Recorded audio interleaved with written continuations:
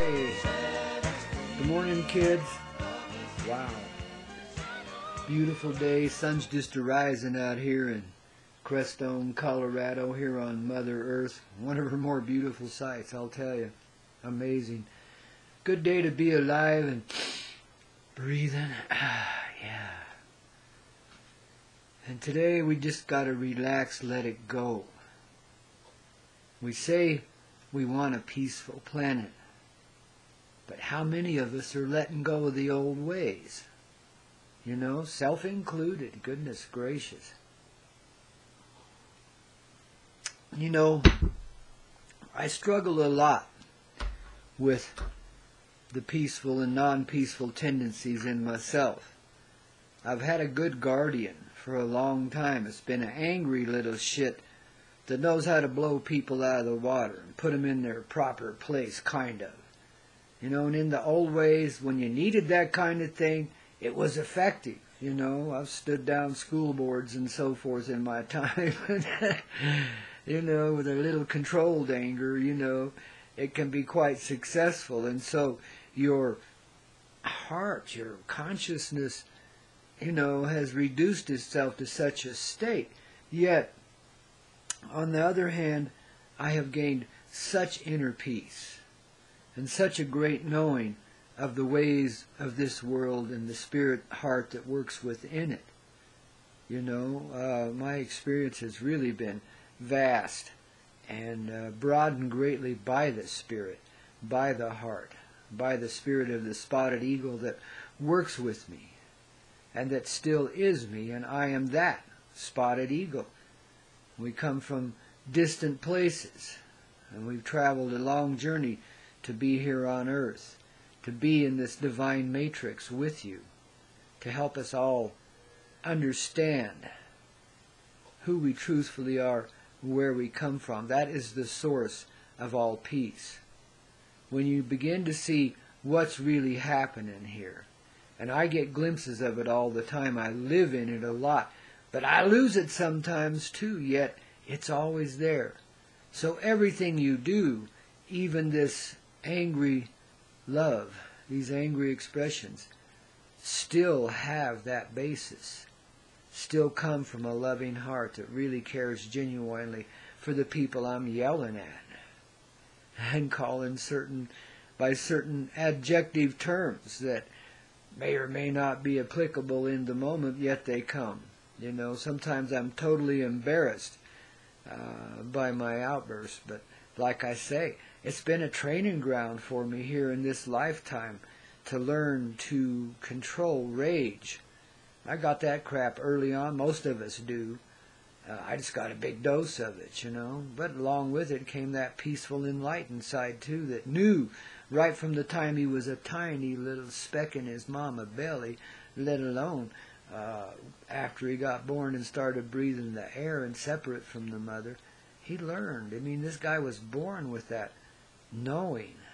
Of course, the process is all about forgetting it as a child and remembering it when you get to be my age, or maybe a younger, hopefully. But, you know, some of us are ornery and stubborn. It takes a long time. I'm one of them, you know. I got the white hair early, though, you know, so I guess I qualified at an early stage, but I never quite got there until, well, frankly, recent times. I've had a lot of heartache in my time, and I've had to leave a lot of blessings behind to share the greater blessing with all. I've worked my tail off in many ways, trying to find the ascendant side and bring it into being so that I could be calm and peaceful at all times.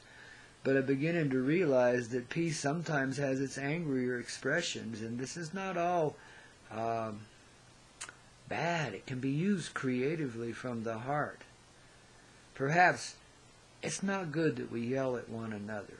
You know, no matter how severe our disagreements, perhaps we really need, myself included, to find the peaceful solutions inside. But yet, not to dishonor any part of ourself, even those that we view more negatively.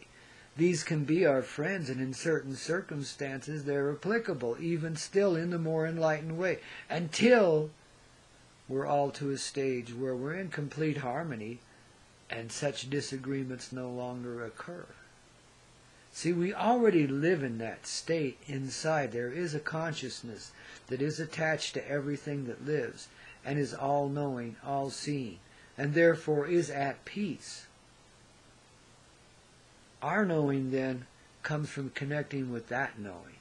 Consciousness is simply stepping into that state of being, the same one you held as a tiny child, but got the rage because you couldn't communicate it to anyone around you. Nobody understood the gigantic blessing you were born to be. And so, in a way, the rage comes about because you kind of like, in a sense, blame those around you. As a tiny baby now we're talking. This is very sub-psychological stuff because we forget it as we grow into the 2 and 3 year stage. All of that is gone. But when we're in the tiny baby stage and we're shitting diapers and trying to communicate the essence of our heart, the gigantic gift that we've been born to be, to others, and they don't see, or they get a little of it, but it's very, very frustrating. And you can't communicate. You don't know these words yet. All you know is heart. And you talk one heart to another heart. You see the magnificence in those hearts. But they're severely crumbled around it. You know what I mean? It's like a decaying city looking at you there in the form of a person. Your own mother, your own father, and others. Brothers and sisters and those around you, those that care for you, you know. Tremendous decay there, you know. And gradually you become a part of that decay because you can't communicate. Those hearts don't answer back. They're covered by all this rubble, you know, this emotional, spiritual rubble that doesn't let anyone or anything in because it feels this great need to protect itself. It feels separate and isolated, even from you, a child of wonder, a magnificent heart, born to be a peaceful being, and to share that with all, that all return to harmony. Each of us has that essence in us when we're born, and each of us loses it some way. And is there any wonder that a small rage arises? It's extremely frustrating to be misunderstood. And you know, that becomes a factor for the rest of our lives. And it's what leads to most disagreements. Because we never forget, even though the consciousness of them goes away, we never forget the wounds we receive as children when we're misunderstood. And it becomes a real touch point. When others misunderstand what you're saying or being or doing in any given moment, and they flash back at you with a completely false impression, they've misinterpreted everything. You know the difference, but somehow you can't convey it to them. They don't see or understand. They're too busy, you know, nursing their own wounds. And those wounds say that you're a lying, phony son of a bitch. Or something like that. I mean, you know, they completely misinterpret and misunderstand because of their own wounds, because their own sub-psychological programming that comes from this severe trauma we get when we're so misunderstood as children. You see how this can lead to wars and misunderstandings and misperceptions? Because everybody responds to this differently. These initial traumas. Being born a saint and being treated like a little devil. You know, that's what happens to most children in this world. That's where the police and soldiers come from that can kill and maim other human beings in service to what they see as a nobler cause, being a part of the machine. They get to the point where they just don't question. If somebody says shoot, they shoot. You know what I mean? It's a heartache to even speak of such things. And to know that such things exist in this world still to this day, and they're fomenting a big war up in Canada right now against the indigenous people because they don't like their earth all torn up with fracking. They want to preserve the water. I've seen the end results of this. I lived out there in Oklahoma for a number of years. I've watched what happened to the groundwater when they started fracking in our neighborhood. I've watched what happened to the disasters, the earthquakes that are coming now, and so on and so forth, the severe environmental damage. These people are rightfully concerned, and they don't want it on their land, and it is clearly their land by treaty. Yet, the governmental forces have taken control, and they're using military actions to subdue the people. An elder was shot right in the eye with a rubber bullet. Things like this. I mean, and they're bringing in, armed troops, military troops, to occupy New Brunswick.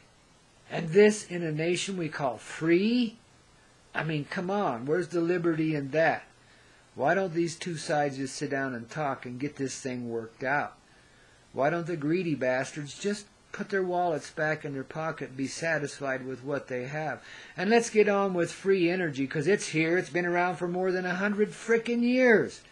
None of us has to pay utility bills or buy gasoline to get around. Yet, we do, because that's all that we find here.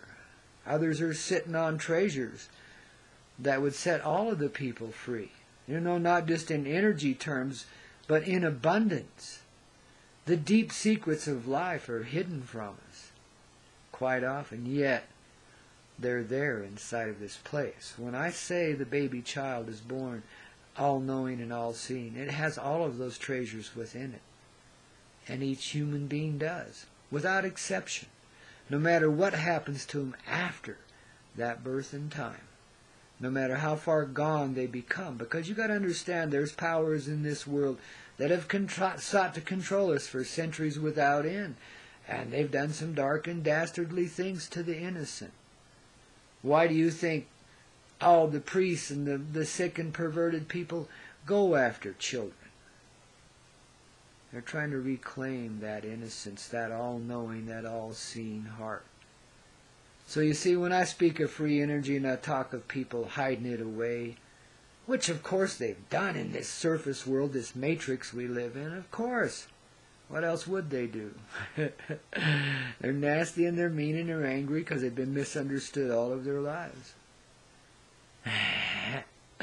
And the only thing they can see is to spread the pain of that all over the place, to get others to feel it, Too much pain, too much agony inside. It makes them numb, makes them heartless, makes them incredibly cruel because they're controlled by other energies that are cruel and that seem to have no heart. Yet we're here as human beings, as spirit saints, to help everyone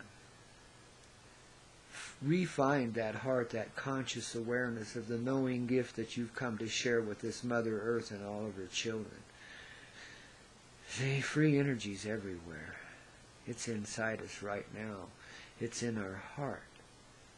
And we don't need machines.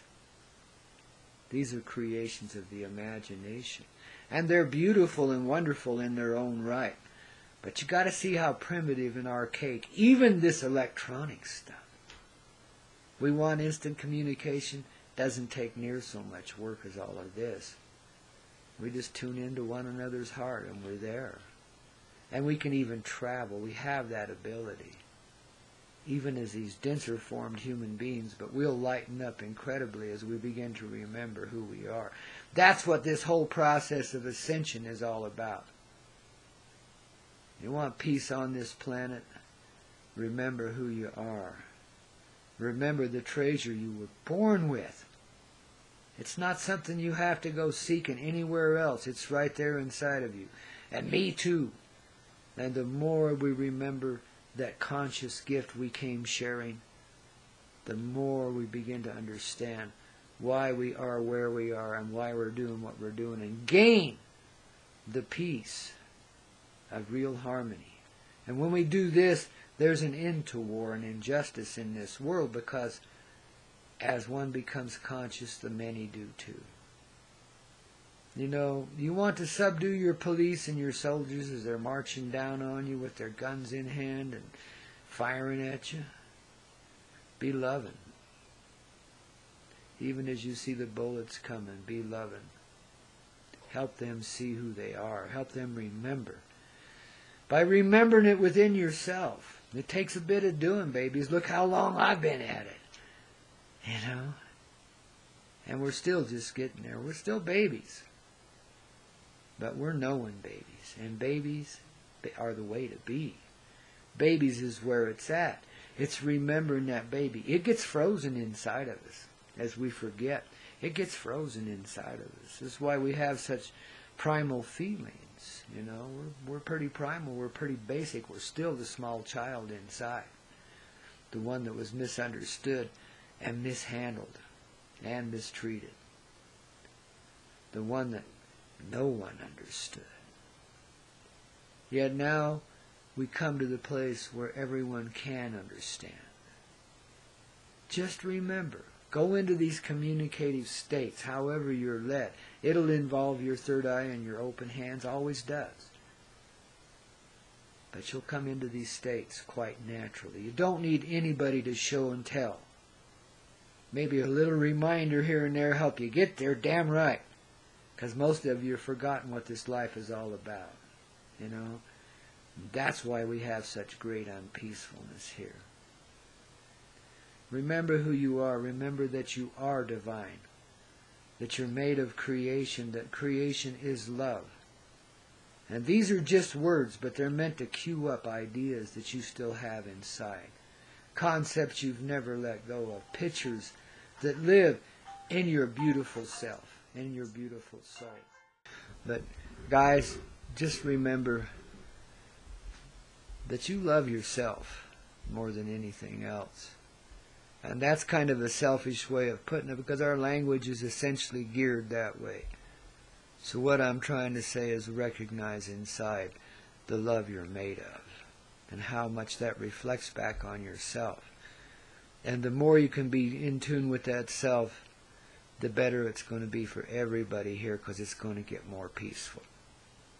We're going to be directing some energies towards New Brunswick today. Hopefully by the time most of you see this video, that'll all be over with and we'll be on to finer things.